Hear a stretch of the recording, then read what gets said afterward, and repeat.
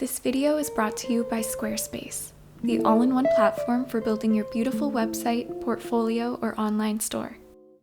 Hello everyone, welcome back to another video.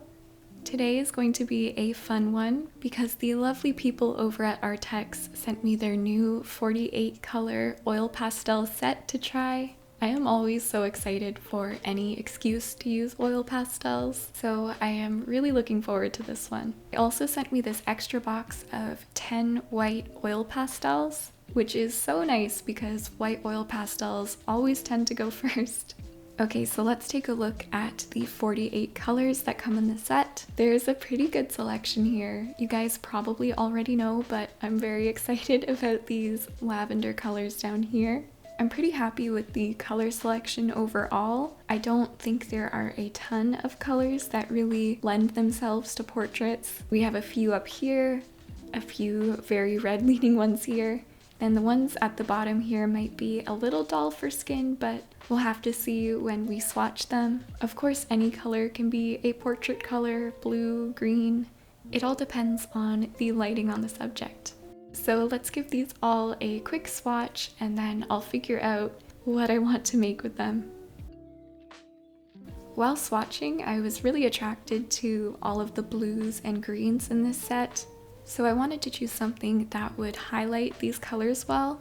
I decided to do a portrait of Gimli from the Lord of the Rings movies. I feel like whenever I try a new art supply now, I need to do some sort of Lord of the Rings art, but the colors were just so perfect in the reference, so I just went with it.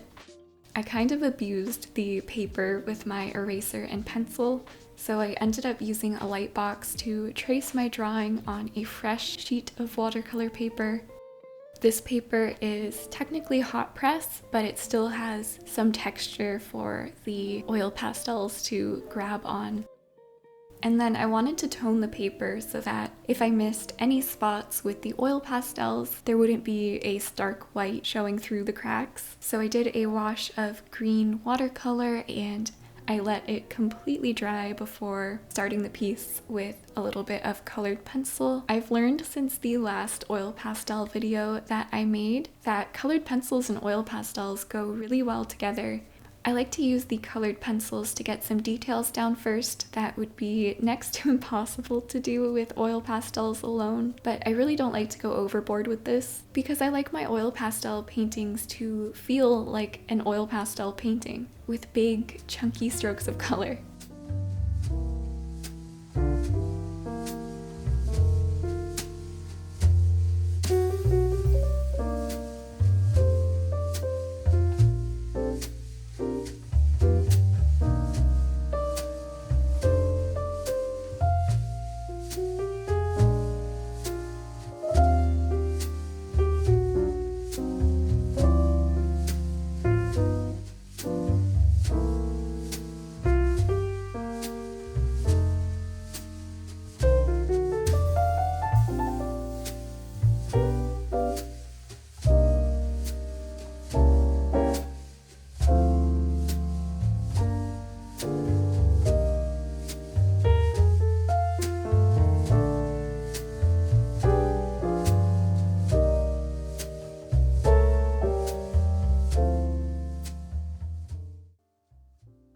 I don't use any mediums to blend my oil pastels, just the pastels and some cotton swabs. I find oil pastel pieces look their best when there are a lot of strokes that are just put down and not blended or messed with. But I found that I like to create a blended base for those strokes to sit on top of. When you have both the blended pastel areas and the unblended areas, you get this really nice variety of soft edges and hard edges, and with that you're able to choose moments of emphasis. So where do you want our eyes to look? We're always going to be more drawn to the hard edges. I think having a mixture of both makes a much more interesting piece to look at. There's always a moment in an oil pastel painting where I sort of get my confidence back and I go, oh, maybe this will turn out okay. In this piece, that started happening when I was building up the helmet.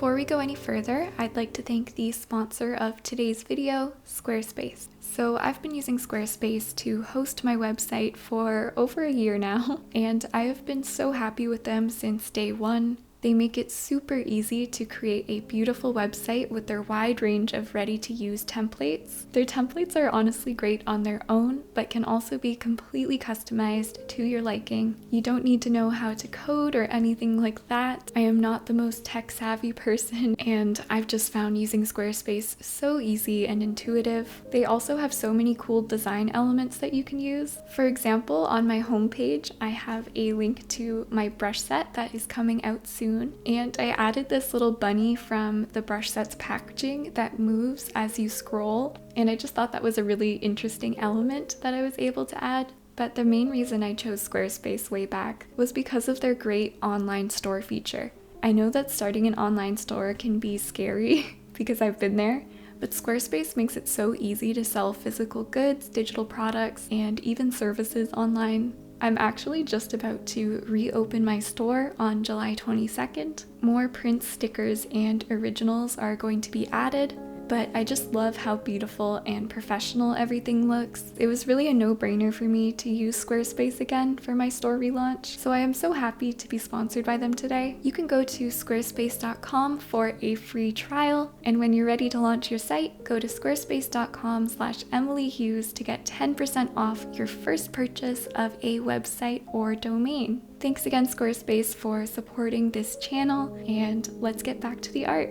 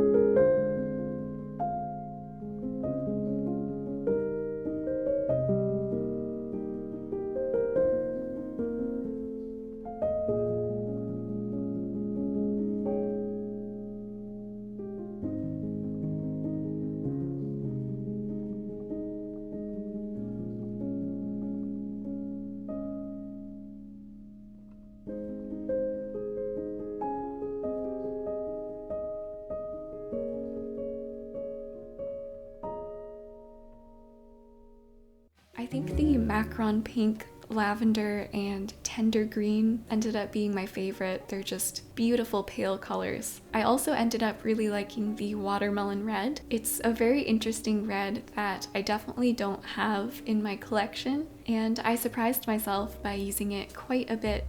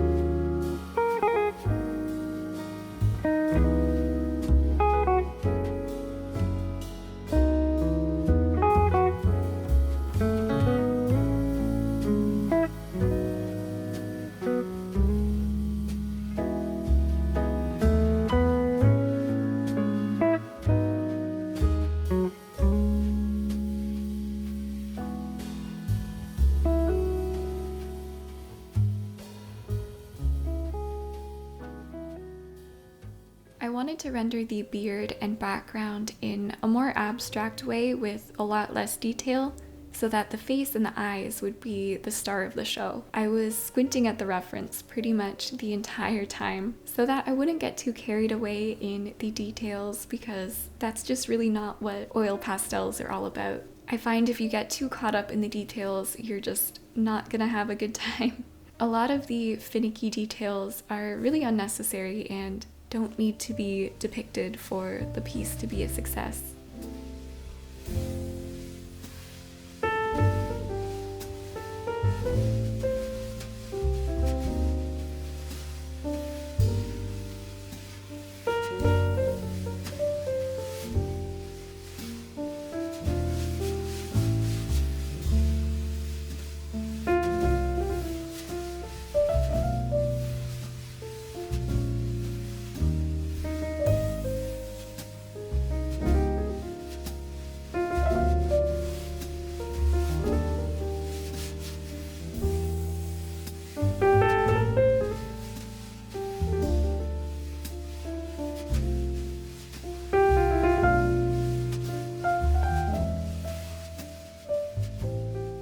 My absolute favorite part is always adding the finishing touches with thick application.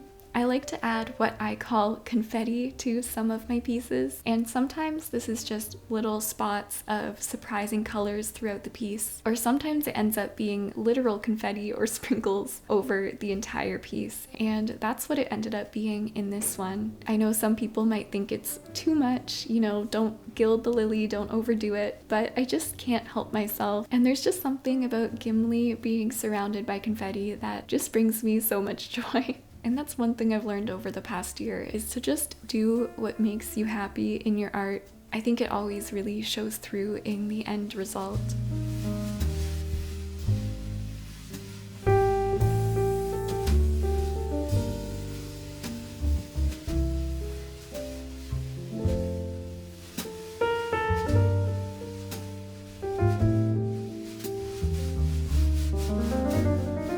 I also wanted to share how I sealed these oil pastel paintings.